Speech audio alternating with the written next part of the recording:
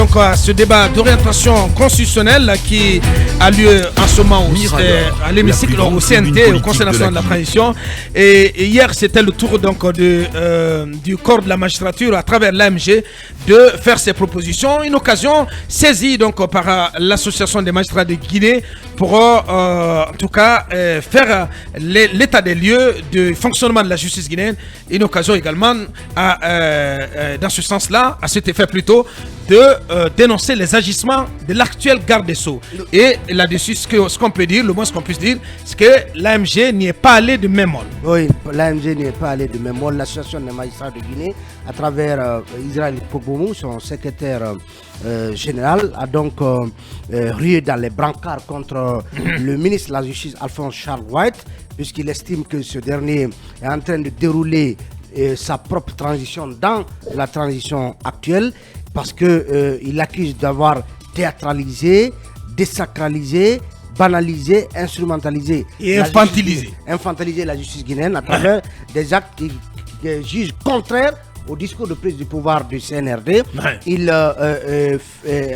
Pour en faire foi, il fait cas de ce qu'il appelle des publications intempestives des actes de poursuite, notamment les injonctions aux fins de poursuite judiciaire, mais aussi il dénonce les actes administratifs à travers des arrêtés de suspension des magistrats publiés sur des réseaux sociaux selon lui au mépris de la loi, et il dénonce donc la volonté du ministre de la Justice de traumatiser les magistrats, de les humilier et de les soumettre en tout cas à tous les coups. Et bien sûr, il dénonce cette volonté, selon lui, de Alphonse Charles White, de réécrire même l'histoire de la justice guinéenne. Il parle de persécution, de menaces, de chantage effectué contre les magistrats par le garde des Sceaux. Et il a voulu saisir cette tribune justement du CNT dédiée au débat d'orientation constitutionnelle pour demander aux autorités de la transition de faire face à cette situation, parce qu'il parle même d'un silence coupable des institutions de la République et en particulier du CNT, dont il rappelle que le président Dr Dansa Kourouma a été un acteur important de l'adoption de la loi 054 portant statut des magistrats. Donc il estime aujourd'hui que la situation est suffisamment grave, que la justice au bord du gouffre. Il parle d'une atmosphère délétère et d'un malaise profond qui règne actuellement au sein de la justice guinéenne, qui, voilà, il insiste là-dessus, a urgemment besoin de sauvetage. C'est très grave. Les mots sont très forts. Oui, moi je pense que la première question qui me vient à l'idée, est-ce que c'était le lieu et le moment de se livrer un tel réquisitoire, notamment sur le travail que mène Charles White, le garde des Sceaux, à la tête du ministère de la Justice? Est-ce que c'était le lieu et le moment? Parce que ce qu'on a pu savoir, c'est qu'il y a eu tout cela a généré des tensions entre le porte-voix de l'AMG et le président du CNT.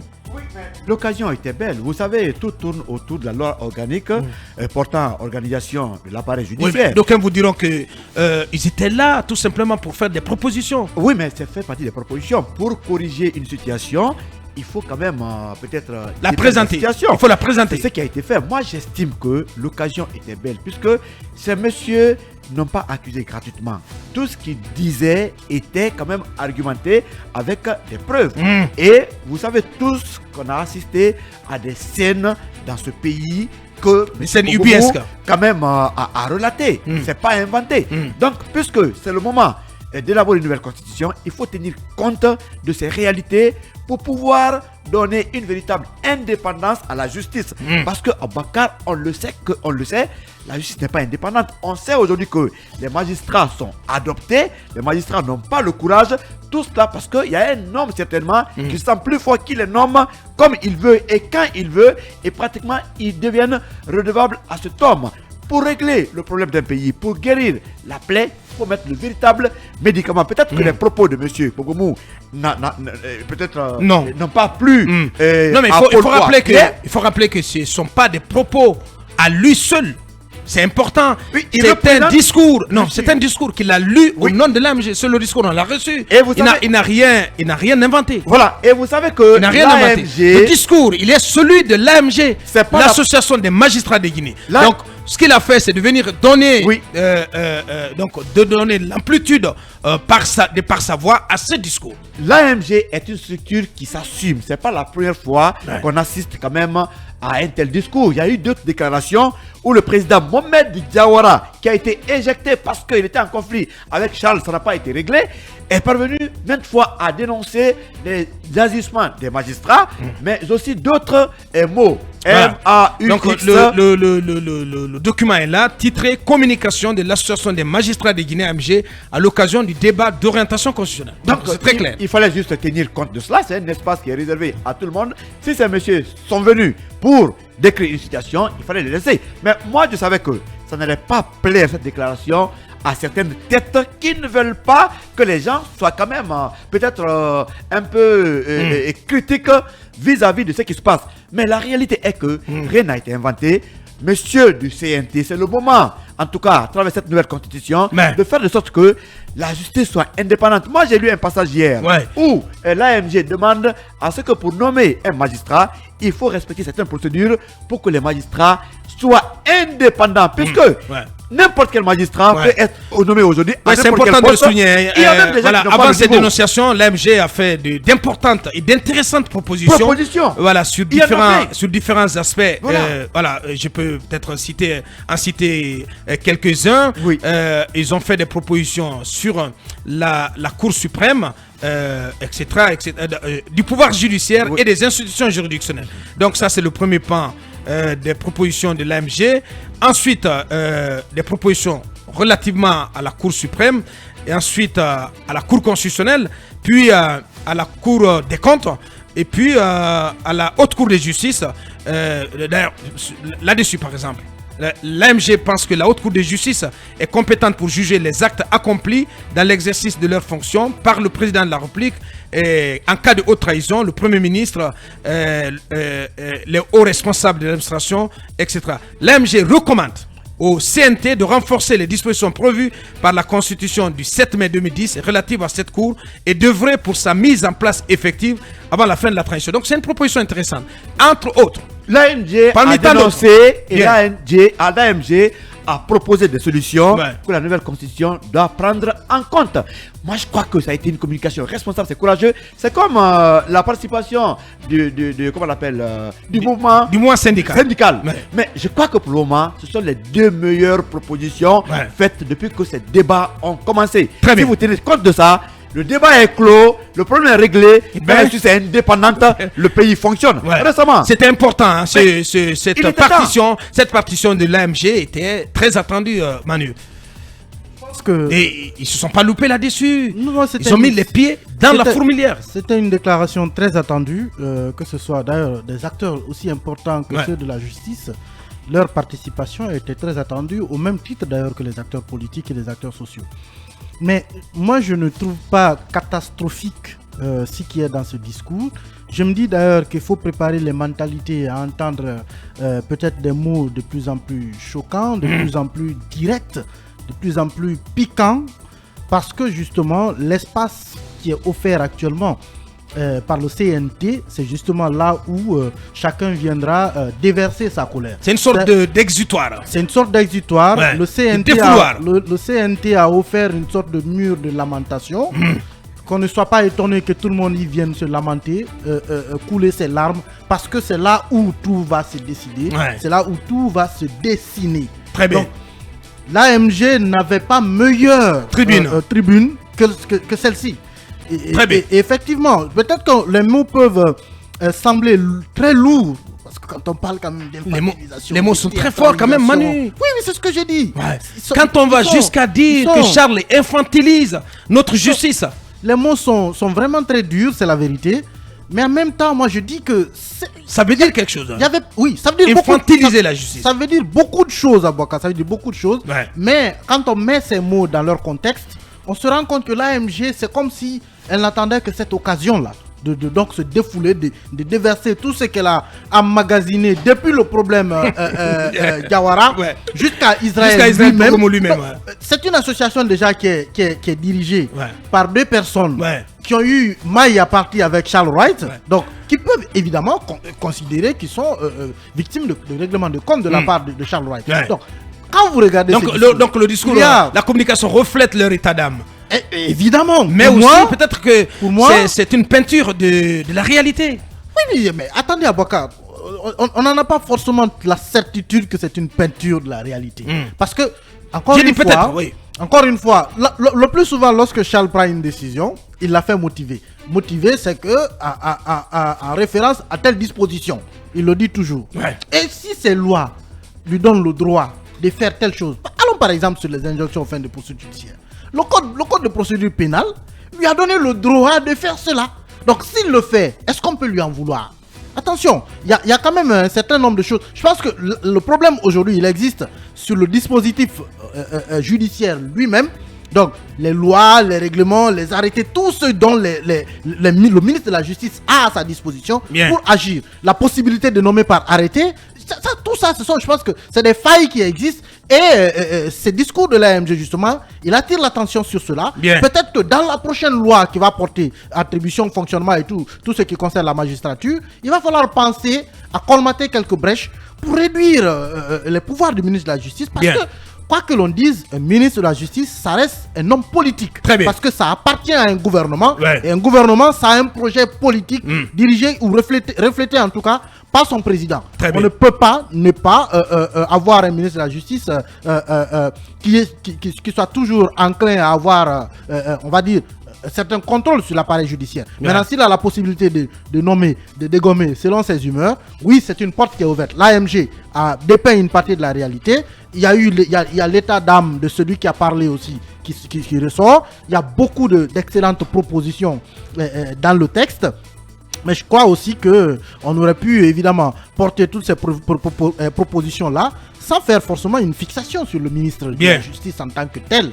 Parce que évidemment, moi je pense qu'il faut faire l'autopsie de l'appareil de la justice. Mais quand il parle, je parle de ces magistrats, de chantage au décret, et justement pour contrer cela, cabinet, l'AMG propose, je lis intégralement ce qui a été dit, à défaut de promouvoir, je ne sais pas ce qui se passe avec la régie, à défaut de promouvoir l'appel à candidature, ce que les magistrats souhaitent désormais, qu'il y ait un appel à candidature pour la nomination des chefs de juridiction et de parquet. Un appel à candidature. Oui. Mais à défaut de cela, l'AMG recommande que ces chefs de juridiction et de parquet soient nommés sur proposition du garde des Sceaux. Mais attention, ce n'est pas fini. Garde des Sceaux, ministre de la Justice et des Droits de l'Homme, après avis conforme du CSM, Conseil supérieur de la magistrature. Mais de surcroît, il faut ajouter une dernière étape qui est l'approbation des nominations par le Parlement. L'intérêt de cette innovation est de permettre à la représentation nationale de mener des enquêtes de moralité et de personnalité autour des magistrats devant occuper ces postes de responsabilité.